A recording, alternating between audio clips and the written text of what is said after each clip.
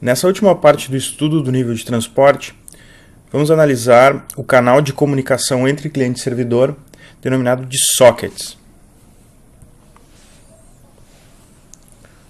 Como nós vimos anteriormente, o nível de aplicação conversa com o nível de transporte através de uma API de programação de rede. Então, esses comandos fornecidos pelo sistema operacional permitem que uma aplicação acesse e utilize a rede. Temos então que o socket é esse canal de comunicação entre o cliente e o servidor, e que a API de sockets são os comandos fornecidos pelo sistema operacional para a criação desse canal, para a criação desse socket. Nesse vídeo vamos analisar um exemplo bem simples da criação de sockets utilizando a linguagem PHP.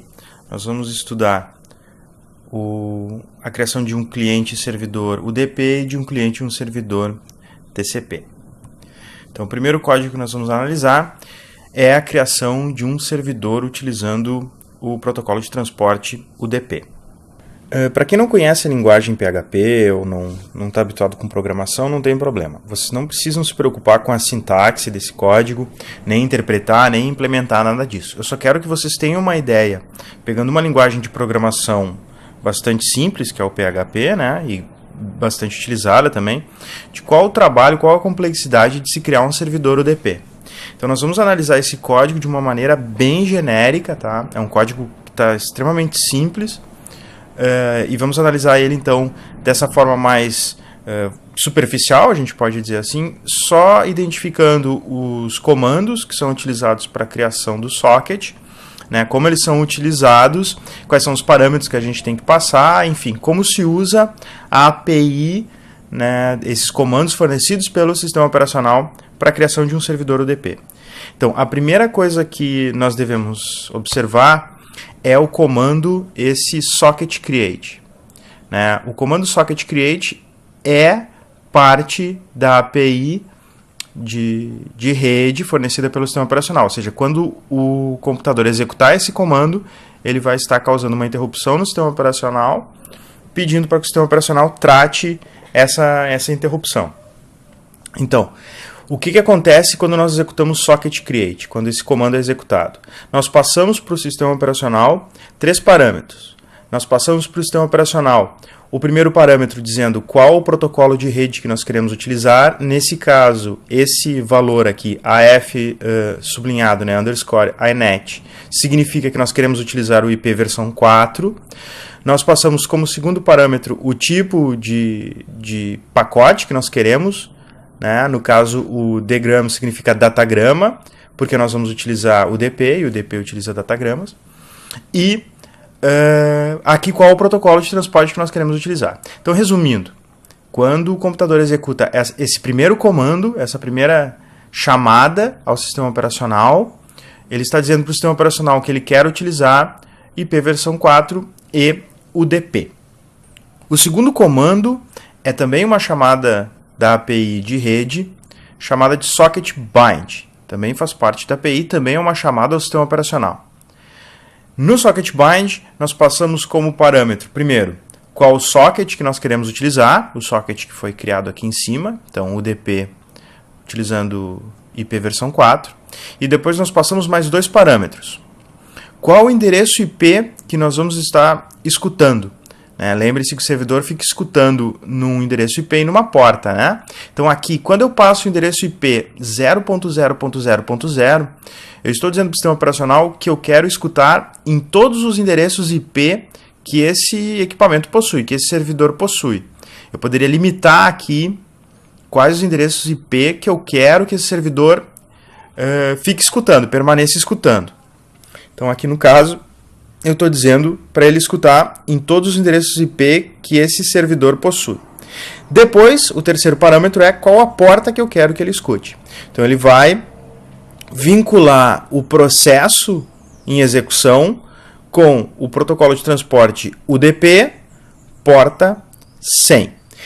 Quando o comando socket bind, quando a chamada socket bind é executada, o sistema operacional cria, então, aquele vínculo entre o processo e a porta do protocolo de transporte especificado. Então aqui, nesse comando socket bind, ele vai criar o vínculo entre esse processo que está em execução, esse código PHP que está sendo executado, com a porta UDP 100.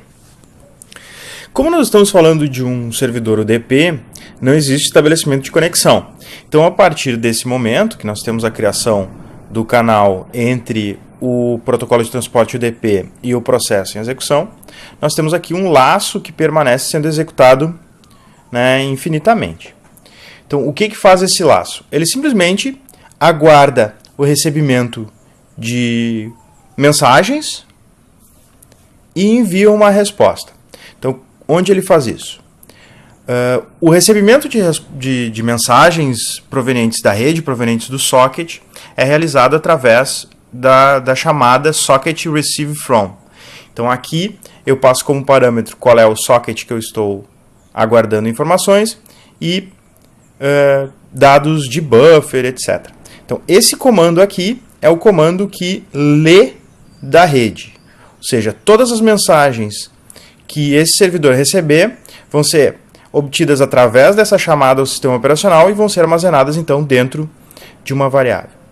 E a resposta, ou seja, a escrita de dados dentro do socket, ou seja, a escrita de dados, o envio de dados para o cliente é feita através dessa chamada send-to. Então, socket send-to, eu envio dados como resposta para o cliente. Então, nesse servidor UDP, nós temos um processo onde ele recebe uma informação e envia uma resposta como um retorno ao cliente.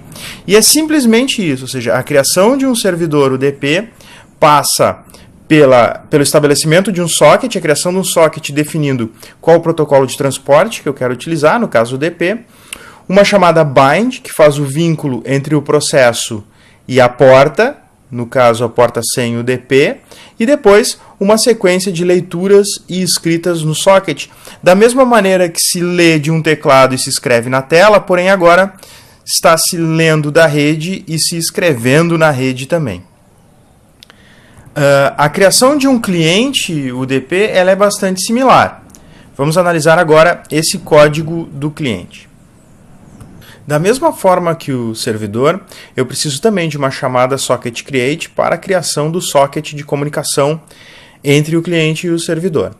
Então, aqui no caso, no software cliente, eu não vou ter uma chamada bind após a chamada socket create, porque eu não vou estabelecer ainda o vínculo entre o processo e o protocolo de transporte. Isso é feito posteriormente. Então, aqui, da mesma forma que o servidor, eu tenho a criação do socket passando como parâmetro a versão do IP versão 4, que eu vou utilizar datagramas, que eu quero utilizar o protocolo de transporte UDP. Depois eu defino uma mensagem e tal, e aqui eu envio diretamente para o servidor. Lembrem-se que nós estamos falando de UDP, não existe estabelecimento de conexão. Então eu simplesmente defino uma mensagem que eu quero enviar para o servidor e envio essa mensagem através do socket. Observem que eu passo como parâmetro na chamada socket send-to qual o IP e a porta com a qual eu quero me comunicar, ou seja, para quem eu devo mandar essa mensagem. Então aqui, na hora do envio, eu preciso dizer, né, qual o IP e qual a porta destinos dessa mensagem. Depois de enviar, então, da mesma forma que o servidor, eu tenho uma chamada para receber dados, ou seja, o recebimento da resposta. Então, eu envio os dados diretamente para o socket especificando o IP e a porta de destino e depois recebo a resposta. Ok. Mas o quão mais complexo é a criação de clientes e servidores TCP? Vamos analisar agora o código-fonte da criação de um servidor TCP.